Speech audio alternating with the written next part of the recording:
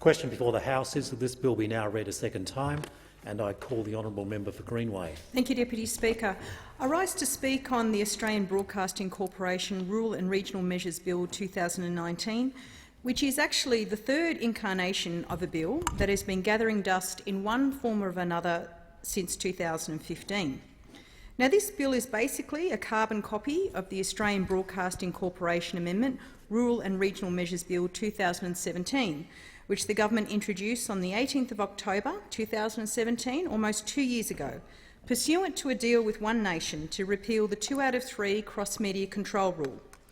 In turn, the 2017 bill was a cut-down version of the Australian Broadcasting Corporation Amendment Rural and Regional Advocacy Bill 2015, a private senator's bill introduced by National Senator Bridget McKenzie way back on the 1st of December 2015, right after the Liberal National Government slashed ABC funding in breach of an explicit election promise not to do so.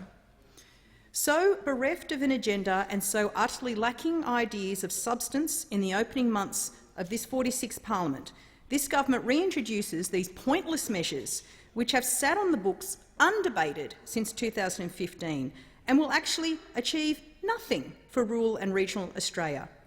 Now, if you're in any doubt about whether the measures in this bill actually had any merit, then the government should have brought the earlier versions of this bill on for debate long ago, but they never did. Now, I note the Prime Minister has boasted that he likes to set little tests for Labor, as if the time and resources of the Australian Parliament should be expended on his juvenile games. It may well be that this bill falls into that category, another of this government's little tests or another attempt at a divisive whose side are you on wedge, because this bill is without merit. This bill will achieve nothing for rural and regional areas, because all it does is meddle with the ABC Act and Charter and impose financial and administrative burdens on the ABC. And meanwhile, this government continues to cut ABC funding. As natural disasters beset our country, including bushfires in New South Wales and Queensland, the ABC continues its emergency coverage, for which, as we discovered, it receives no discrete funding to deliver. Cutting ABC funding and meddling with the ABC Charter does nothing to help Australians living in rural and regional areas. It does nothing to address the decline in local reporting across Australia. It doesn't help the ABC. It's nothing but short-term political tactics, and it's about time this government started governing for all Australians. This bill, Mr Deputy Speaker, is all talk and no action. Even worse, it is a flimsy attempt to pay lip service to the news and media needs of regional Australians. With this bill, the government shamelessly pretends it is doing something to help rural and regional Australia when it comes to the ABC, when in fact the opposite is true. The fact is that this Liberal National Government is hurting rural and regional Australians when it comes to the ABC. As I mentioned, this government has cut and is continuing to cut the ABC's funding. After promising no cuts to the ABC, we had the then Leader of the Opposition staring down a camera saying there will be no cuts to the ABC. They've cut hundreds of millions of dollars from our great public broadcaster. The Liberal National Government's latest round of ABC funding cuts, totalling $83.7 million over 3 years, kicked in on the 1st of July this year. That same month, on the 31st of July, the government reintroduced this bill to carry on crying its crocodile tears that the ABC isn't doing enough for rural and regional Australia. By cutting ABC funding, this Liberal National Government is taking from all Australians, including rural and regional Australians. All Australians miss out. Australians in rural and regional areas miss out. The ABC is our national broadcaster with a wide transmission footprint and broad charter responsibilities. It hurts rural and regional Australians when the ABC is forced to produce less programming across factual, documentary and drama, which has been one of the impacts of this Liberal National Government's budget cuts since 2014. According to regional TAM audience ratings from Nielsen Television Audience Management, some of the most popular ABC programs in regional Australia are Sean McAuliffe's Mad as Hell and Australian Story. In Tasmania, Utopia is also very popular. And in Western Australia, it's Les Norton and Hard Quiz. It hurts rural and regional Australians when the ABC is forced to shut down shortwave radio because the government has slashed its funding so deeply.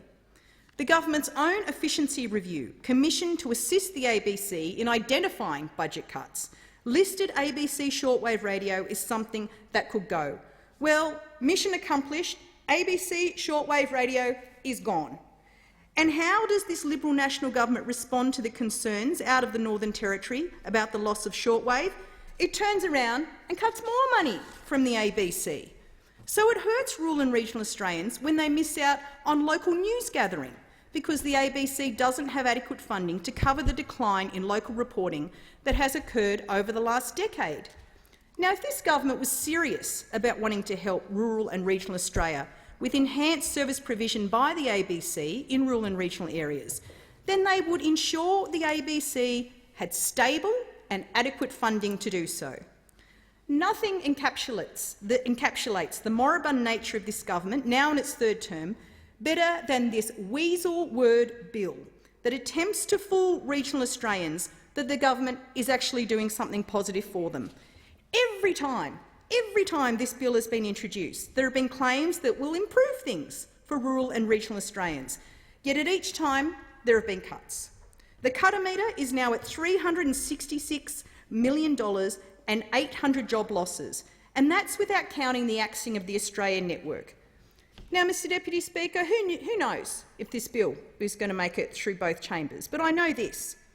Those rural and regional Australians who love the ABC, and we know they are many, they can ring, they can email, they can approach their local member and ask them, specifically, what will this bill achieve? What actual practical impact will result for my community from this bill becoming law? Perhaps the question can be asked, precisely how many jobs will be created in rural and regional Australia as a result of this bill becoming law?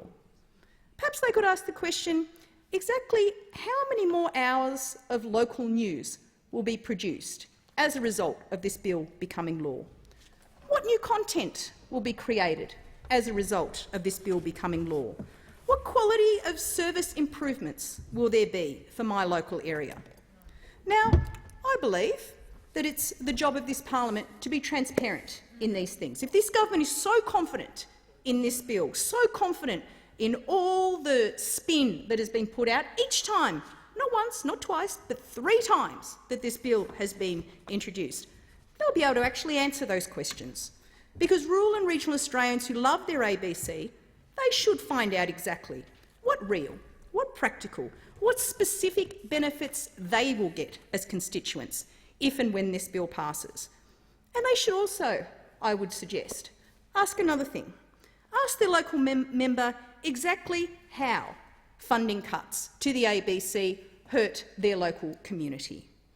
Now, as I said, this bill is nothing but window dressing to make the government look like it is doing something for rural and regional Australians.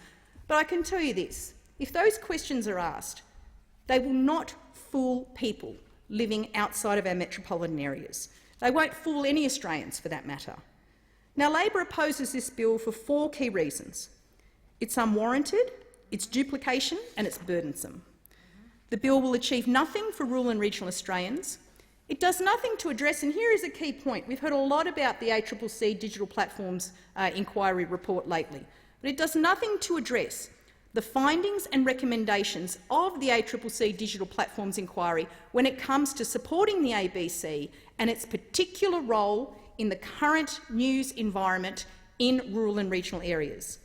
Thirdly, this bill is a cynical attempt by this government to deflect blame for their ABC budget cuts and their policy failures in regional media and communications. And this bill furthers the agenda of the Liberal National Party to privatise the ABC by stealth.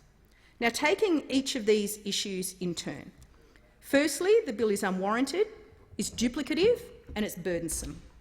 It's unwarranted because under the current Act, the ABC has maintained a strong commitment to rural and regional Australia, even in the face of harsh budget cuts.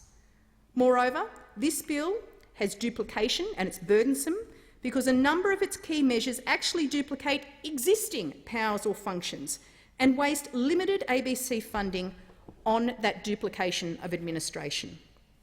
It's notable that the ABC already apportions around 1/3 of its budget for the 1/3 of Australians who live in rural and regional areas.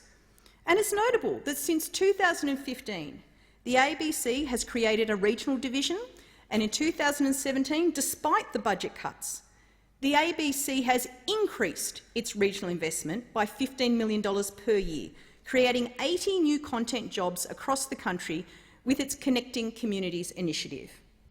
Even today, I note that the 9 papers are reporting that the ABC is planning an overhaul of its news coverage to attract outer suburban and regional audiences.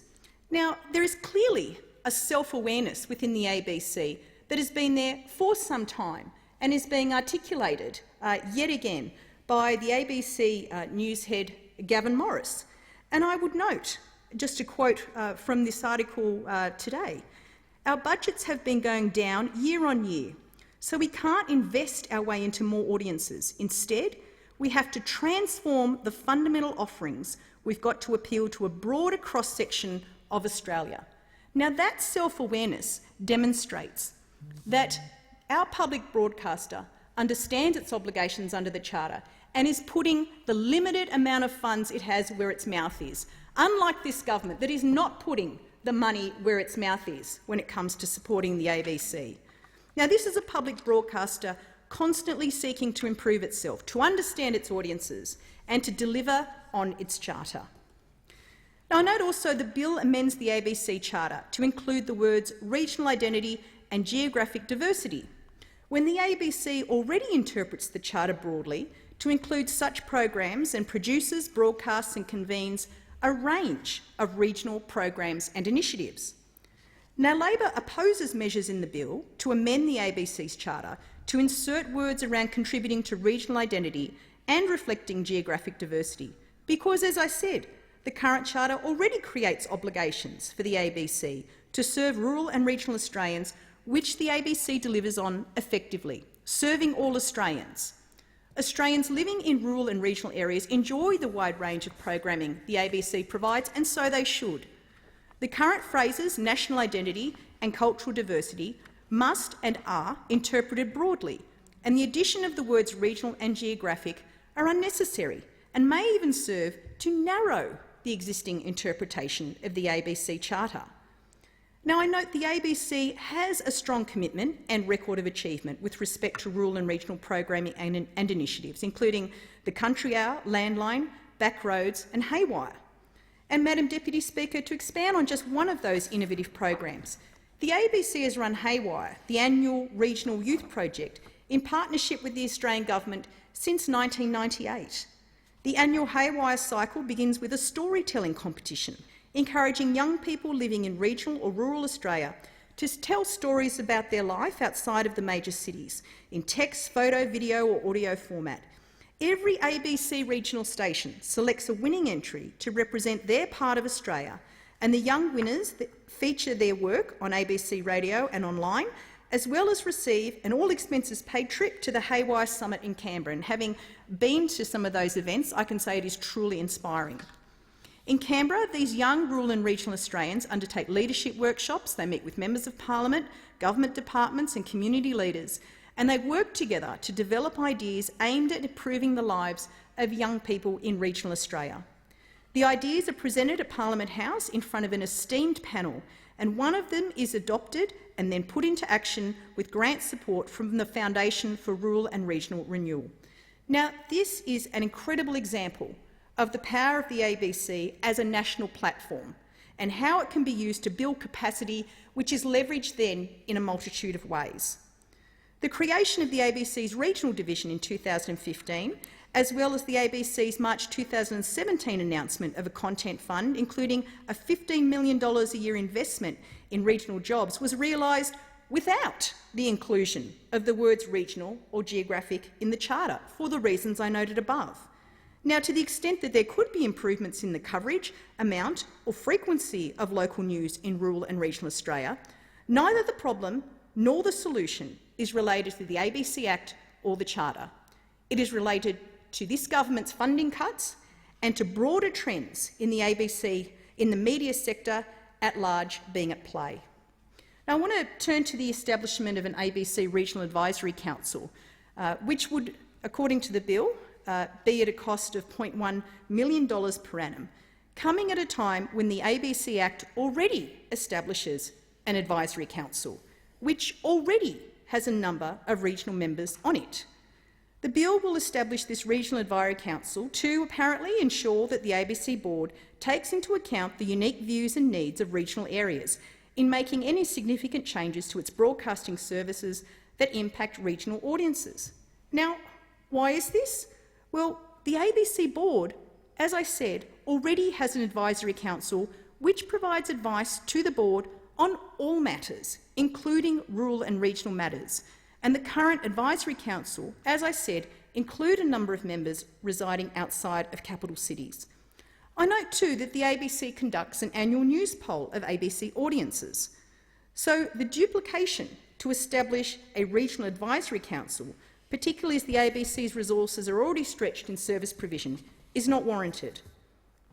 As I noted, the establishment and ongoing costs for the Regional Advisory Council will result in an outlay of the ABC of $0.1 million per annum ongoing, to be absorbed by the ABC at a time when the ABC is searching for ways to meet the government's latest cut of $83.7 million.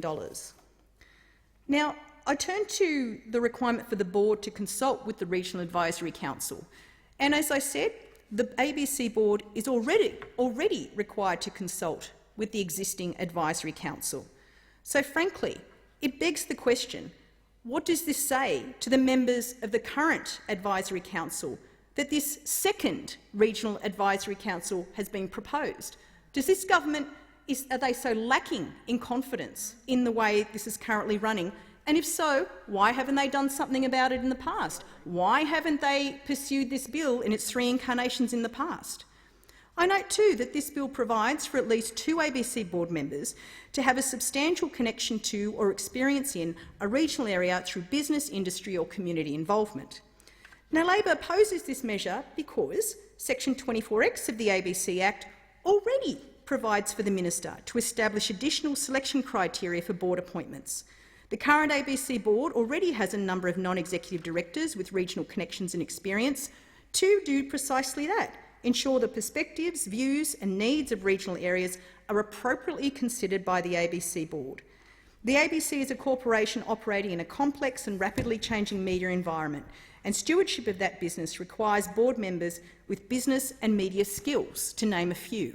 Now, it would be concerning if a substantial regional connection quota were to hinder the government in selecting people best qualified to steer the corporation through this challenging media landscape. And whilst regional connections are a desirable attribute, that alone does not qualify a person to provide advice to the national broadcaster, nor do they guarantee the appointment of a person who will actually advocate for regional Australia. Finally, the bill amends the ABC Act to increase annual reporting requirements when the ABC already includes regional staff profiles and extensive lists of service transmissions and frequencies by location. The bill will require the ABC Board to report annually on a range of additional matters, including the total number of individuals employed by the ABC in regional and metro areas, the ratio of individuals employed as journalists compared to support staff, and the total number of hours of local news or regional news bulletins broadcast during the reporting period. Now, as I said, Labor notes that the ABC annual report already includes a staff profile detailing regional, corporate management and finance and operations, employee figures and extensive lists of service transmissions and those frequencies by location. And we note that the ABC's efforts in increasing the ratio of content roles over operational roles and otherwise encourages the ABC to provide greater transparency where feasible through its existing processes and reporting requirements. The other reason Labor opposes the bill is because it will achieve nothing for rural and regional Australians and does nothing to address the findings and recommendations of the ACCC Digital Platforms Inquiry. The bill will achieve nothing in this respect because what the ABC needs is ongoing funding and support, not legislative change that introduces more bureaucracy. Coalition budget cuts are putting pressure on the ABC to find efficiencies in ways that undermine important service provision. And the ABC's decision to cease shortwave radio transmission in the Northern Territory is instructive in this regard. Now, the ABC is one of Australia's most important and trusted public institutions. It plays a vital role in the diversity of news in our media landscape.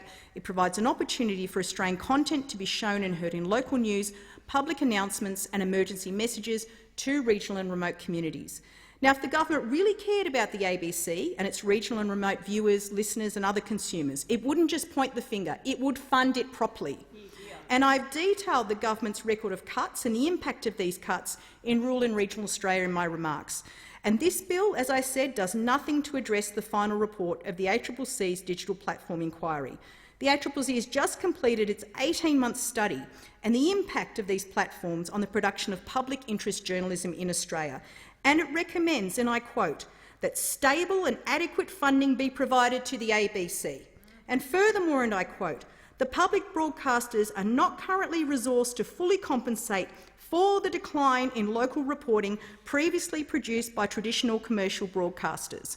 And I note, amongst other things, the ACCC report observes that in order for the public broadcasters to continue providing public interest journalism, they must maintain both independence from the government and adequate access to government resources. Now, the government has had the benefit of the ACCC Digital Platforms Inquiry for some time before it decided to reintroduce this bill. Now, with the benefit of this work and despite this recommendation, this government is proceeding with its cuts to the ABC and going ahead with the window dressing contained in this bill. Now, another of the key reasons Labor opposes this bill is because it is an attempt to deflect blame for this government's failures, its cuts to regional Australia and, in particular, regional media failures. These include, as I said, the ABC cuts, the cessation of ABC shortwave radio, a regional media fund that is undersubscribed, and the closure and consolidation of media newsrooms. Now, this government is crying crocodile tears over the delivery of services to rural and regional Australia, and it beggars belief that this government slashes ABC funding only to turn around and complain that the national broadcaster isn't doing enough for regional Australia. Now, if this wasn't blame deflection of the highest order, I don't know what is.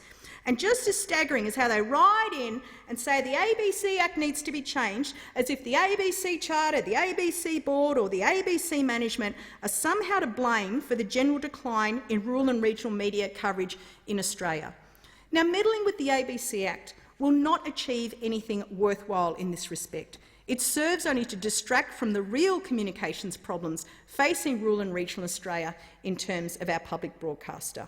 Now, data collected by the ACCC shows that between 2008 and 18, 106 local and regional newspaper titles closed across Australia. Now, that represents a net 15% decrease in the number of these publications. The closures have left 21 local government areas previously covered by these titles without coverage from a single local newspaper, including 16 local government areas in regional Australia. And we've had the trend of closure and consolidation of regional newsrooms by commercial broadcasters, and since the election there have been further closures of commercial broadcast regional newsrooms in Orange, Dubbo, Albury, Wagga Wagga and Wide Bay.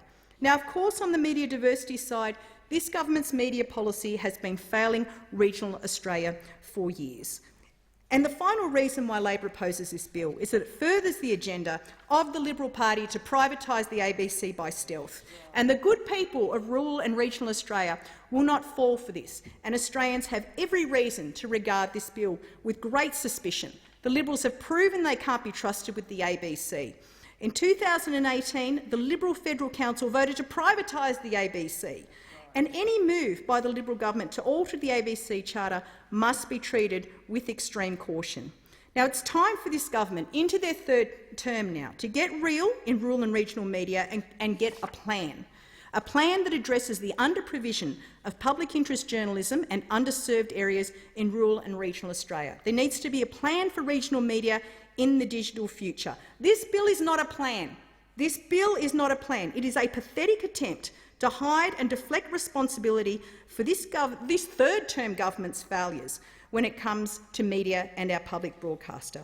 So, in conclusion, Madam Deputy Speaker, this government should put its money where its mouth is, stop cutting the ABC, listen to the ACCC and provide stable and adequate funding to the ABC for local news in regional and rural Australia. So I move the amendment circulated in my name, Madam Deputy Speaker, and in closing I would like to pay tribute to Mick Millett, who was the ABC's Director of Communications over this past decade until his untimely death recently from cancer. On behalf of Labor, I extend our heartfelt condolences to Mick's family and friends, his wife Deborah, his children Dylan and Shane, as well as his colleagues at the ABC and in the broader media sector, where he was respected by all players in the sector, all players. He was a man who commanded great respect. Mick had a distinguished career in journalism, including as a foreign correspondent, a member of the press gallery and a senior editor for Fairfax. Over the last decade at the ABC, he was a tireless advocate for the public broadcaster during some of its most challenging times. He was someone who was across the breadth of the ABC. He loved the public broadcaster and what it stood for. He understood that our democracy is made stronger by not a state broadcaster, a public broadcaster. He was often on the receiving end of much criticism, but he took that because he understood that that was the role of an independent public broadcaster, to perform its function without fear or favour. Ever the journalist, in his final few months, he took up the fight for media freedom in Australia with vigour. And he was a true gentleman, a straight talker, ever incisive and insightful. He will be sorely missed, and indeed with debate on this bill today, he is already missed. Vale Mick Millett.